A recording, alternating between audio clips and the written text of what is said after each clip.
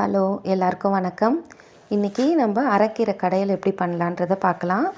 அரைக்கீரை வந்து புளி போட்டு செய்கிறது இதுக்கு அரைக்கீரை வந்து எடுத்துக்கோங்க. நாங்கள் ஒரு கட்டு கீரை வந்து நல்லா ஒரு 2-3 தடவை வாஷ் பண்ணி எடுத்து வச்சாச்சு. இதுக்கு வெங்காயம், தக்காளி, புளி கொஞ்சம் வேணும், பச்சை மிளகா. இப்போ நம்ம ஒரு கடாயில் கொஞ்சம் தண்ணி எடுத்துக்கலாம். கீரை வேகிற அளவுக்கு தண்ணி எடுத்துக்கிட்டால் போதும். ஒரு டம்ளர் 2 டம்ளர் எடுத்துக்கோங்க. வெங்காயம் கொஞ்சம் ஆட் பண்ணிக்கோங்க. பச்சை மிளகா, தக்காளி, புளி எடுத்து வச்சுருக்கோம் இல்லையா, அந்த புளியும் இதில் ஆட் பண்ணிவிடுங்க. இது ரொம்ப டேஸ்ட்டாக இருக்கும். புளி போட்டு செய்கிறதுனால உடம்பு சரியில்லாதவங்க அவங்கெல்லாம் வாய் கொஞ்சம் கசப்பாக இருந்துச்சுன்னா கூட இந்த கீரை இந்த மாதிரி செஞ்சு தருவாங்க. உடம்புக்கும் வந்து ரொம்ப நல்லது. இப்போ நல்லா கொதி வரணும். நல்லா கொதி வந்த உடனே நம்ம கீரையும் இதில் ஆட் பண்ணிக்கலாம். வெங்காயம், தக்காளி, புளி, பச்சை மிளகாய் போட்டு நல்லா கொதி வரணும். கொதி வந்த உடனே இந்த கீரையும் ஆட் பண்ணிவிட்டு கீரைக்கு மேலேயே கொஞ்சம் உப்பும் ஆட் பண்ணிக்கலாம். அப்போ தான் அது வந்து கொஞ்சம் க்ரீனாக இருக்கும்னு சொல்லிவிட்டு மேலேயே நம்ம உப்பு ஆட் பண்ணிக்கலாம்.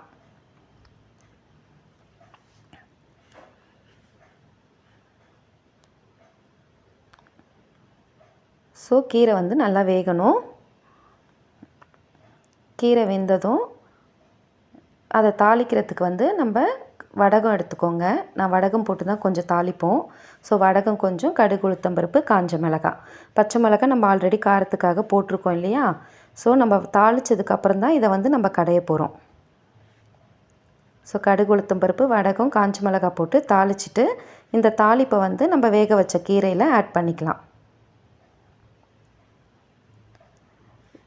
இப்போ கீரை கொஞ்சம் ஆற விட்டுட்டு நாங்கள் வந்து மிக்ஸி ஜாரில் லைட்டாக தான் பிளெண்ட் பண்ணணும். ரொம்ப பண்ணக்கூடாது.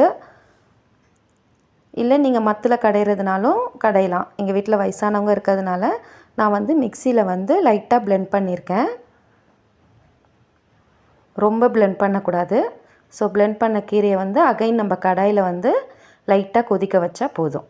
அவ்வளோதான். ஒரு 2 மினிட்ஸ் ஹீட்டில் காமிச்சிட்டு நம்ம எடுத்துட்டா கீரை ரெடி. நீங்களும் இதே மாதிரி செஞ்சு பாருங்கள். ரொம்ப டேஸ்ட்டாக இருக்கும். நீங்கள் ஒரு தடவை செஞ்சு பார்த்துட்டு எப்படி இருக்குன்னு கமெண்ட் பண்ணுங்கள். என்னோடய சேனல் சப்ஸ்கிரைப் பண்ணிக்கோங்க. இதுக்கு சைடிஷ் வந்து உருளைக்கிழங்கு, முட்டை வறுவல், தக்காளி தொக்கு, முட்டை தக்காளி தொக்கு கூட இதுக்கு சூப்பராக இருக்கும். நாங்கள் இன்றைக்கி அதை தான் செஞ்சுருக்கோம். ஸோ கீரை வந்து இந்த கீரை உடம்புக்கும் ரொம்ப நல்லது, ஹெல்த்தி கூட. நீங்கள் வந்து இதை செஞ்சு பார்த்துட்டு எப்படி இருக்குன்னு சொல்லுங்கள். Okay, thank you.